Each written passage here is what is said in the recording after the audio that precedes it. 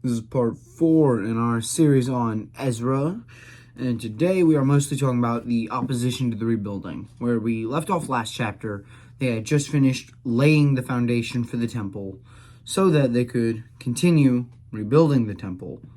But here we see a lot of people who don't support Israel in rebuilding the temple and are going to do everything within their power to stop them. If you haven't already, please go watch the previous 3 videos. They'll be on a playlist in my channel page, and at least one of them is going to be in the description. But let's hop right into it with verses 1 through 5. When the enemies of Judah and Benjamin heard that the exiles were building a temple for the Lord of the God of Israel, they came to Zerubbabel and to the heads of the families and said, "Let us help you build, because like you, we seek your God, and have been sacrificing to him since the time of Esarhaddon, king of Assyria, who brought us here." But Zerubbabel, Joshua, and the rest of the heads of the families of Israel answered, "You have no part with us in building a temple to our God. We alone will build it for the Lord, the God of Israel, as King Cyrus, the king of Persia, commanded us." Then the peoples around them set out to discourage the people of Judah and to make them afraid to go on building.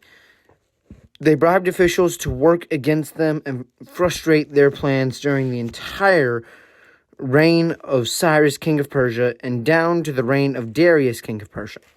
So a good bit happens here. We see that the foreign nations who don't support Israel rebuilding the temple offer to help them, which obviously they wouldn't actually be helping because they don't actually support the cause. They would just be sending things back and delaying things and whatnot.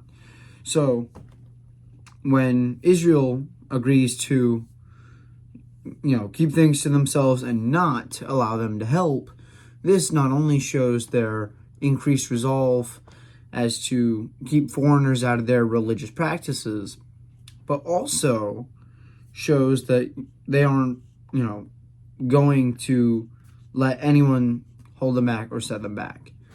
However, not everyone's resolve was quite as strong as those who denied this group, because it still says they bribed Jewish officials to set back the rebuilding and prolong it and make it take even longer. So not everyone had this concrete iron resolve, but we see here that the people in charge clearly did. Then we continue on in verses 6 through 7.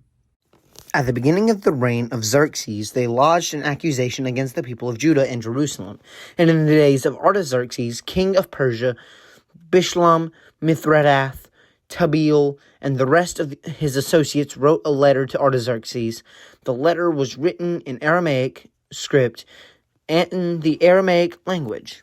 So this sets the scene for the rest of the chapter in that we see that King Cyrus dies, and he's the one who had been helping the Israelites, and he gave them the letter and gave them everything they had so far had to rebuild the temple with. And we see that they're writing him a letter in Aramaic, which is significant because the Hebrews probably wouldn't have been able to read Aramaic, and the king couldn't read Aramaic, but he had translators. And so even if Israel did intercept this letter, they probably wouldn't be able to read it because it wasn't in their native language. Then we press on to more about this letter in verses 8 through 10. Rehum, the commanding officer, and Shimshai, the secretary, wrote a letter against Jerusalem to Artaxerxes, king, as follows. Rehum, the commanding officer, and Shimshai, the secretary, together with the rest of their associates, the judges, officials, and administrators over the people from Persia, Uruk, and Babylon, the Elamites of Susa, and the other people whom great honorably Ashurbanipal deported and settled in the city of Samaria and elsewhere in Trans-Euphrates. So this is the first time this chapter that actually outlines who the enemies of Israel were. We see that a lot of them are judges and rulers and officials and a lot of important people in important places. But this also shows that they are all under Persian rule because they are writing this letter to the Persian king.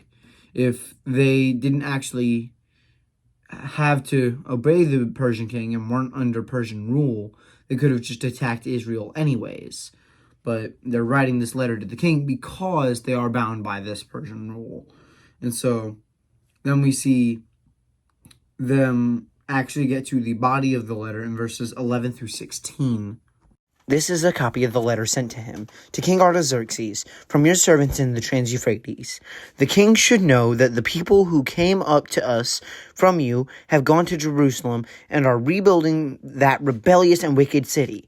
They are restoring the walls and repairing the foundations. Furthermore, the king should know that if this city is built and its walls are restored, no more taxes, tribute, or duty will be paid, and eventually the royal revenues will suffer. Now, since we are under obligation to the palace, and it is not proper for us to see the king dishonored, we are sending this message to inform the king so that a search may be in the archives of your proceedings. In these records, you will find that this two kings and provinces, a place with a long history of sedition. That is why this city was destroyed. We inform the king that if this city is built and its walls are restored, you will be left with nothing in Trans-Euphrates. The opposition to the rebuilding display Israel's long history of being independent and standing up for what they believe in and rebelling against their oppressors and overseers. And so all these officials are writing that if they allow Israel to rebuild everything, then Israel's just going to rebel again and become its own independent city-state without Persian rule, and therefore not paying tribute to Persia, which obviously Persia doesn't want. And we see why, or more of what Persia does about it in the end of the chapter, verses 17 through 24. The king sent his reply to Rehum, the commanding officer, Shimshai, the secretary, and the rest of their associates living in Samaria and elsewhere in the Trans-Euphrates. Greetings.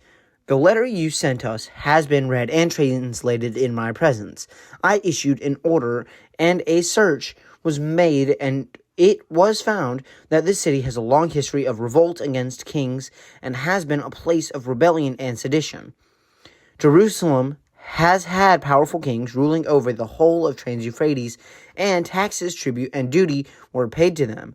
Now, issue an order to these men to stop work, so that this city will not be rebuilt until I so order. Be careful not to neglect this matter. Why let this threat grow to the detriment of the royal interests? As soon as the copy of the letter of King Artaxerxes was read to Rehum and Shimshai, the secretary, and their associates, they went immediately to the Jews in Jerusalem and compelled them by force to stop.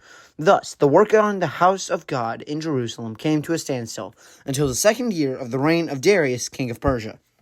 This rounds out the chapter showing that Artaxerxes did approve of the opposition's letter and that they are forcing Israel to stop their rebuilding. So that's exactly what they do. It says they swiftly moved to stop the rebuilding, and the opposition did cease this as quickly as humanly possible because they didn't want Israel to be powerful or have their temple again.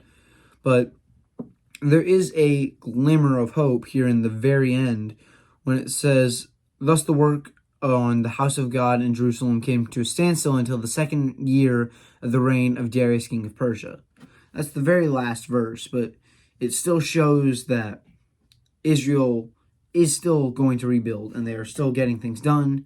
They just had to take a 2-year break, or even more, a minimum 2-year break, because of the opposition to the rebuilding. But their commitment is going to show and pay off in chapter 5. But for now, that's all for today. See ya.